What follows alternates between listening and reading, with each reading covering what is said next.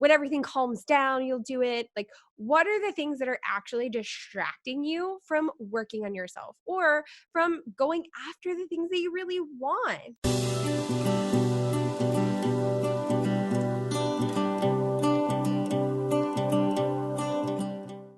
Are you really wanting to work on and change your life, but you really find yourself constantly repeating over and over again that you're just too busy or that you're going to do it tomorrow or, you know, when everything calms down, you'll do it? Like, what are the things that are actually distracting you from working on yourself or from going after the things that you really want, right?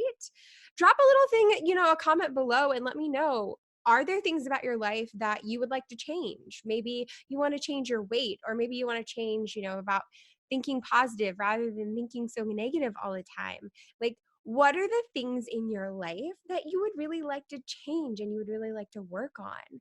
And what are the things that are actually keeping you from taking forward momentum, taking the steps forward that are needed? Because one of the things that I face all the time, not only with my clients, but sometimes with myself, is distracting myself from the things that I know that either I need or I need to be doing. We talk about all the time, self-care is so important, yet often we put our self-care last and put everybody else's self-care first. And how does that really serve us in the end? Because it doesn't mean that, we're not making our life any better or improving on the challenges that we are facing.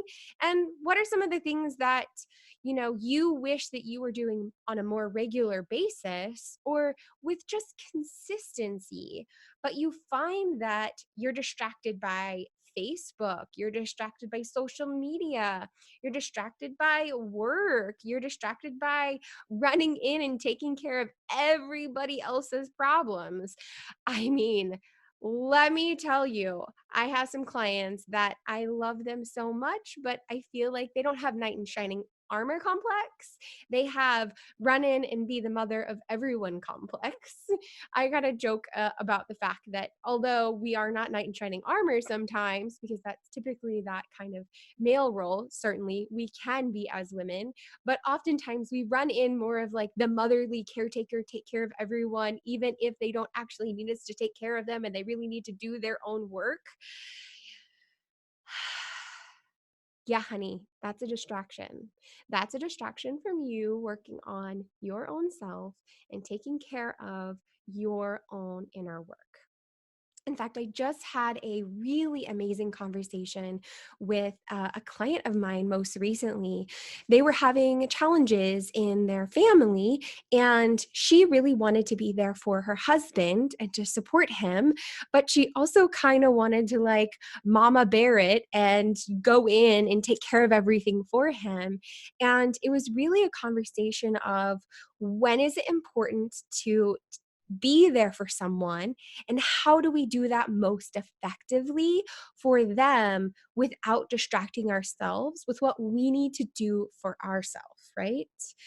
In these situations, oftentimes what can happen is we have, the laundry list of things that we really want to change or grow in our life. Maybe we want to improve the way that we think, maybe we have negative thoughts all the time, or we're judgmental, or we just feel exhausted. Feel run down. We feel like, we're burning the candlestick at both ends.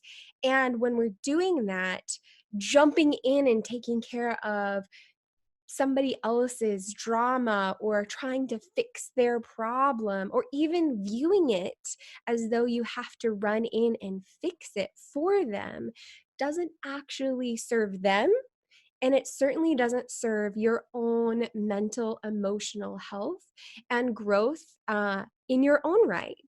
And oftentimes, what we can do the most in those situations is do our own work, like settle in with the truth that we know, which is we need to trust that other person. We need to trust that they're going to know what to do and that we don't need to distract ourselves with martyring and taking care of everybody and, meddling in all of the drama, when really we need to settle in and take care of our own emotion and our own emotional state and the own internal drama that's happening.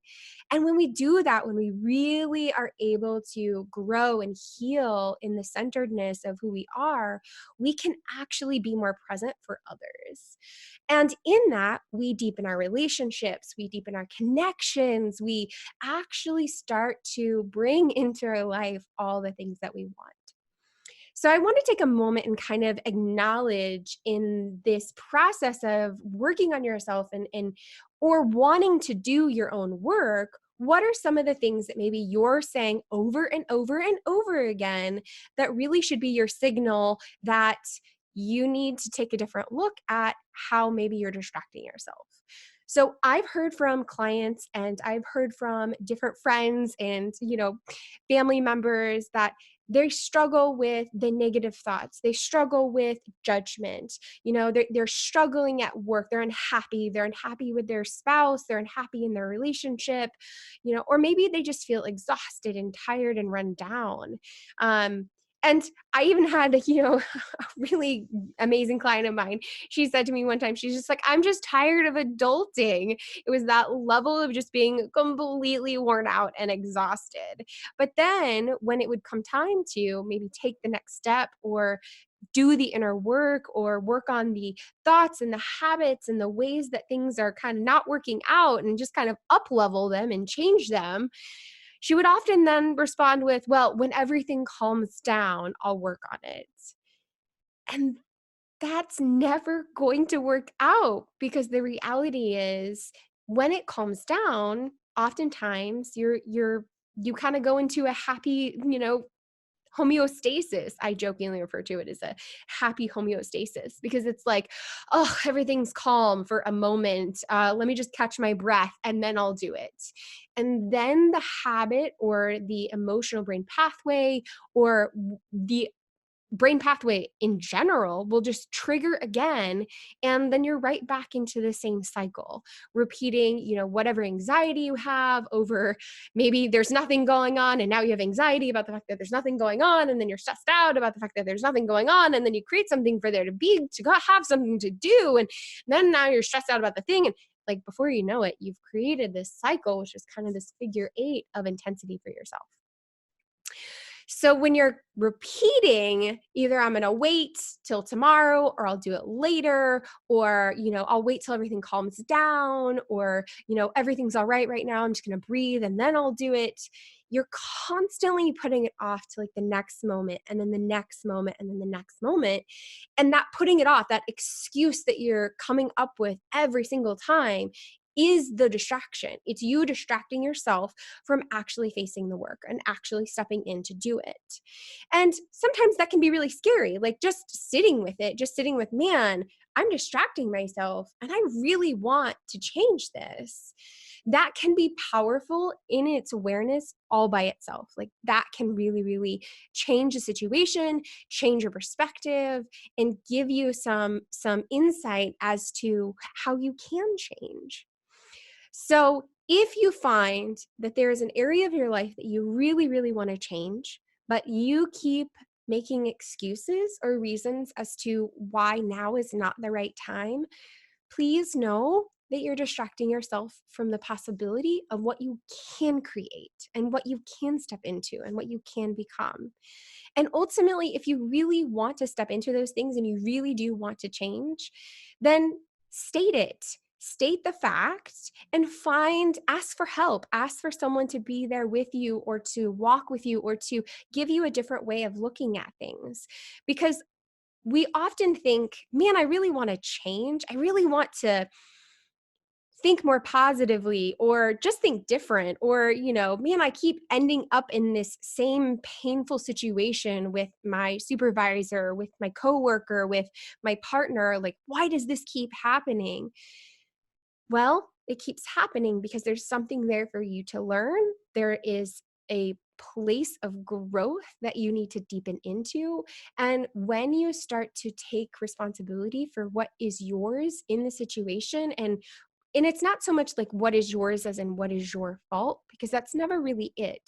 It's really about What is your opportunity of growth? Why is this happening for you? What is that for you part of the situation? When you really get to tease that out and discover that answer, you can't always get to the other side on your old operating system. The habit of your thoughts is what got you here. The habit of your emotions is what got you here. But changing all of that, it really helps to have somebody that at least has walked that path and is on the other side and knows how to get to the other side to help you change the way that you're thinking, change the way that you're viewing it, ask different or better questions that challenge you in a good way. Oftentimes I feel like we go to our friends, our family members, and they, we're looking for them to help us, but really we need to find someone in our life that challenges us rather than someone that's going to just commiserate with us, because commiserating with us doesn't actually help us grow and doesn't actually help us learn. I have an amazing program that is starting April 1st. It's an all women's program. It's absolutely phenomenal. And it is a really powerful way for you to step into and start to own the things that you're ready to change in your life. So if you feel called to, please, reach out. I would love to hear from you. And if you have any challenges that you're really facing, share them below. And I will go into more detail in one of my future videos about how to kind of deal with that particular challenge you're facing in a way that will help you move forward and in a way that will positively challenge you. And I'm never going to commiserate with you, but I will always challenge you to have growth and have depth in who you're becoming. So I hope you received something amazing from this. I hope you have a beautiful day. And until next time, know that you are powerful beyond measure.